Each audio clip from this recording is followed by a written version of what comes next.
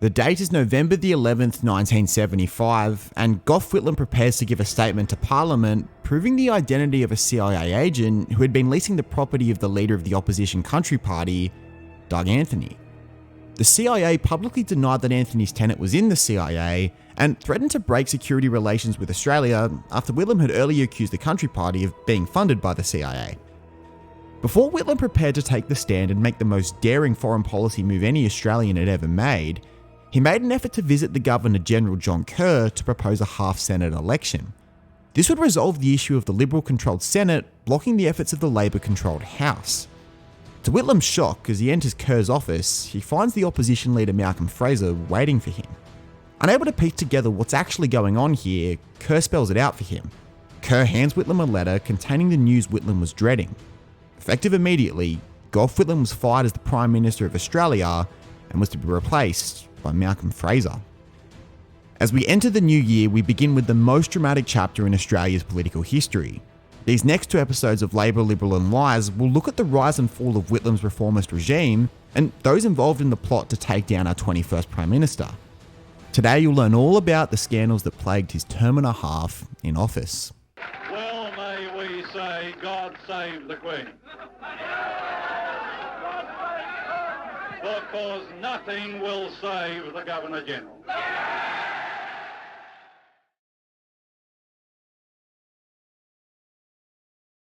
So Whitlam's regime is known for a sweeping set of reforms that actually transformed us as a nation. As I try and keep these videos somewhat brief, to actually cover his entire domestic reforms would be impossible in the time frame. Not to fret though, the Mr. Mitchell History podcast is now available wherever you get your pods, and with two of my mates we tackle the Whitlam era in much more detail, so head on over and give it a listen. If you do happen to use Spotify or Apple Podcasts, leaving us a simple star review will massively help us get the podcast off the ground, and give us the opportunity to make more podcasts on Aussie history. So when it came to the Whitlam regime, it's important to remember the context in which it came from. By 1972, Labor had been out of office since 1949, when Menzies surprisingly beat Chifley. Since then, Menzies had repeatedly beaten the anti-socialist drum to devastating effect. However, since Menzies' retirement, the Libs had cycled between leaders and until 1969 supported the unpopular Vietnam War. So when Whitlam ran his It's Time campaign in 1972, Australia was actually ready to welcome the government playing an increased role in the economy and providing all sorts of social benefits that Australians hadn't yet seen. And so Whitlam got to work right away in providing increased social welfare. Firstly, the Whitlam government sought to introduce Medibank, what we today would call Medicare. This was something he'd campaigned hard on. You see, under the Libs, the government provided health insurance for what were defined as vulnerable groups such as migrants and the unemployed. Whitlam argued that this unfairly impacted low-income earners and that a better system would be for the government to provide universal healthcare. Initially, Labor proposed that this be funded by a 1.35% income tax, but this failed to get through the Senate. During their second term, it eventually got through Parliament with an agreement to use other funding. Whitlam also went on to provide free university and a system called legal aid, in which citizens could gain access to a lawyer funded by the government if they were deemed to have an income too low to afford legal representation. Another really important of Whitlam's welfare reforms that often goes unspoken about was his proposal to transfer control over wages and prices from state government to federal government. The reason for this was that one of Whitlam's key priorities was to raise wages for average Australians. Even though this didn't get through, it signalled Whitlam's intent. By reducing tariffs and by setting pace for the private sector by increasing the wages of the federal public sector, Whitlam actually saw wage growth reach nearly 33%. Now, yes, the early 70s saw bad inflation, but wage growth still significantly beat the rising inflation, which was at 17%. The Whitlam era was also the era in which Australian workers had the highest share of the nation's wealth. Not only that, but Whitlam introduced a whole lot of important social policies too. God Save the Queen was scrapped as the national anthem and was replaced by Advance Australia Fair. By the way, my subscriber question for today is what should actually be the nation's national anthem? And Whitlam also scrapped knighthoods for something called the Order of Australia. The message to Britain was clear. Under Whitlam, Australia was moving towards its own national identity. Whitlam also abolished capital punishment, though no one had been executed since 1967, and set free every so-called draft dodger who had refused conscription during the Vietnam War. Finally, Whitlam also ended the Australian government's policy of assimilation, in which the government sought to anglicise Indigenous Australians. Instead, the Whitlam government adopted a policy of self-determination in which Indigenous Australians had the right to determine their own outcomes, i.e. dress how they want, speak native dialects, and live remote lifestyles if they wished to. To ensure that last point could actually happen, this actually meant a small degree of land rights too. So the Whitlam regime moved swiftly to transform Australia's economy. And looking back now, a lot of these reforms appear to be well ahead of their time. So things were smooth sailing for the Whitlam government, right? Well, not even close. So it's no secret that the CIA absolutely hated Whitlam, and so it's really worth asking the question, how did we go from having LBJ and Harold Holt as best mates to Nixon and Kissinger despising the new Prime Minister? Some say that it was because Whitlam enacted socialist policies in the Cold War era, but that's just completely incorrect. Remember, the 70s was the era of détente, and Nixon made an ally out of Mao. So clearly then, it had very little to do with Whitlam's domestic policy and a whole lot more to do with his foreign policy. Now, it's worth noting that Whitlam actually did a lot that aligned with Nixon's foreign policy. As the opposition leader, Whitlam went to meet with the PRC as Nixon was only planning his secret visit to see Mao. When in office, Whitlam then expanded Australia's presence in Asia, visiting many of the Asia-Pacific nations and ultimately ending Australia's recognition of Taiwan to instead recognise Mao's China as the true China. Whitlam also made an unpopular decision to support Indonesia's annexation of East Timor.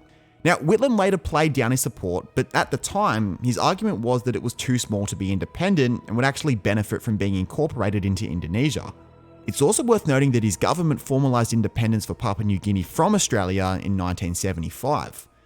But Whitlam's US woes actually began in 1972 when he wrote a letter to Nixon urging him to reconsider the nature of Kissinger's Christmas bombings in North Vietnam.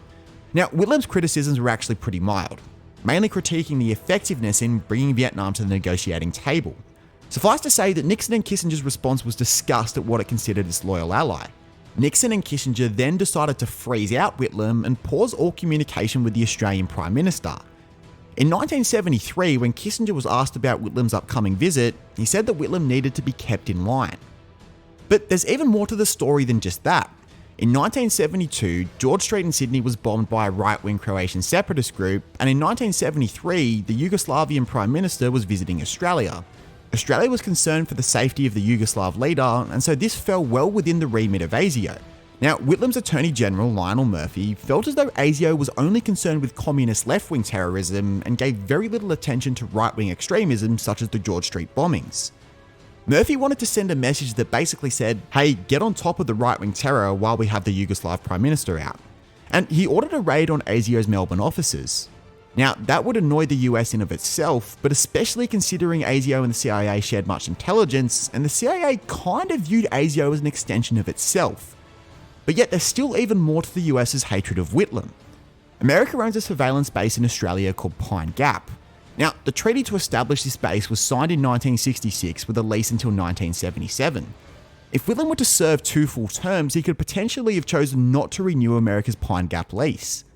The interesting thing was that Whitlam gave mixed messages about what could happen.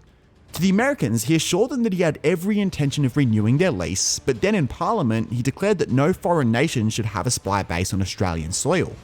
So, Whitlam had seriously concerned the CIA, and these were the words of the CIA's Chief of Counterintelligence, James Jesus Angleton. And we saw this Whitlam government come into power, and this Attorney General moving in, barging in. We were deeply concerned as to the sanctity of the information.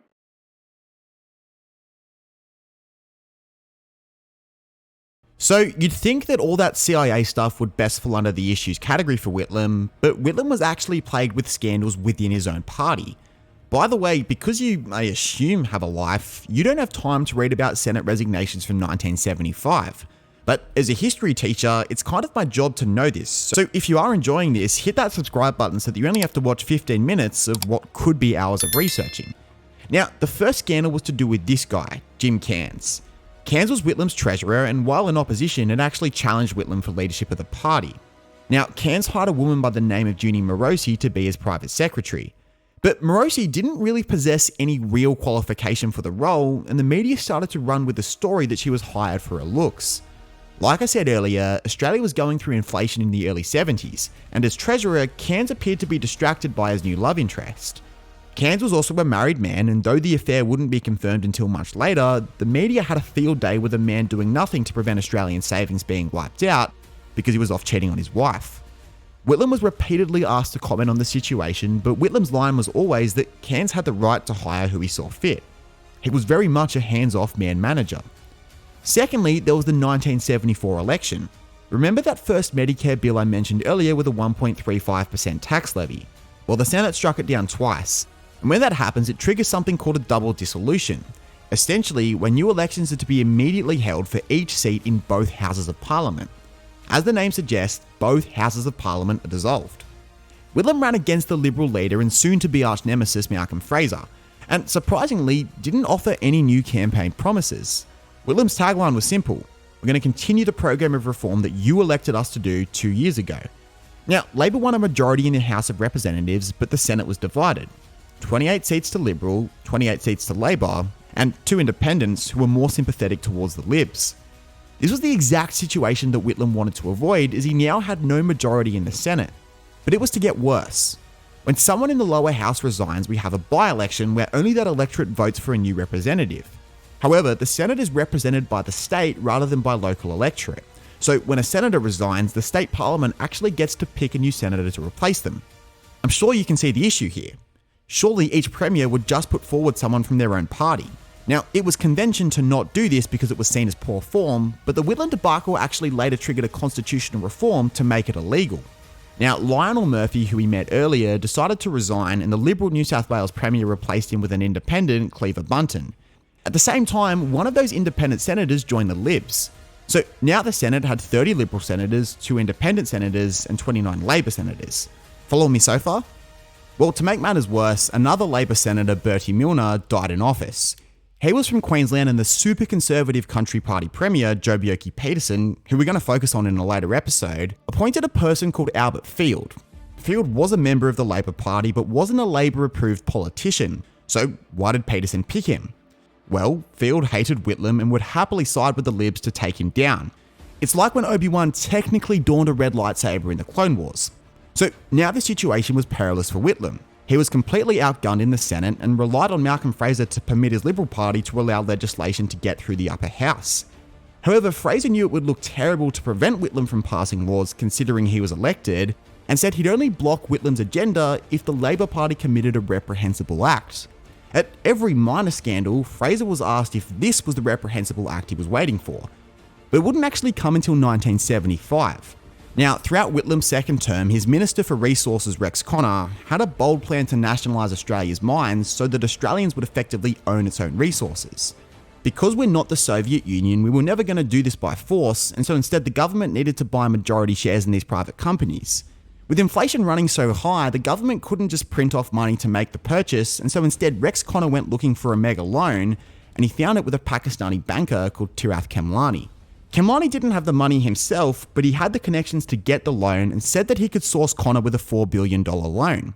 Now, so far, there's nothing illegal about this at all, but Parliament does require such loans to go through the Loan Council, and it's unusual not to go through the Treasury Department for such a big sum of money. Ultimately, Treasurer Cairns approved the loan, but didn't go through the Loan Council and lied to Parliament about taking the loan. The loan actually fell through as Khemlani's provider was none other than King Faisal of Saudi Arabia. But in coincidental timing, he was assassinated by his nephew before the loan went through. When news of what happened got back to Parliament, Cairns was left with egg on his face as he actually lied to the Parliament. Whitlam sacked Jim Cairns as Treasurer and ordered Rex Connor to pull the plug on the loan. Connor was really attached to his nationalisation idea and secretly kept going with the loan. Whitlam had told Parliament that the loan was off, and so when news broke that Connor hadn't given up, Labor was in real trouble. Whitlam sacked Connor, and it was grim. At best, Whitlam couldn't control his cabinet. At worst, he knowingly lied to the Parliament. Khemlani came out to Australia claiming that Whitlam was in on it the whole time and was actually interrogated by rising star in the Liberal Party, John Howard. However, Khemlani couldn't really provide any real proof of anything. Nonetheless, Fraser had his reprehensible circumstances that he was looking for, and he ordered his Liberal Party to block Whitlam's budget. The next few weeks would be the craziest in Parliament's history. Thanks for watching. Needless to say, you can't miss next week as we look at the dismissal and the circumstances around it. Unlike Fraser, you can also make the call not to block our supply, and you can support us on Patreon for just the price of a Go-Get. We're now doing a video and a podcast a week with some new people helping out on the channel this year, and to make that sustainable, we're looking to raise our revenue, so if you have a spare dollar, it'd be really helpful, plus you'll gain all sorts of bonuses. If you've never used Patreon, it takes 2 minutes to sign up. We can't wait to see you next time for our next venture into a fascinating part of history.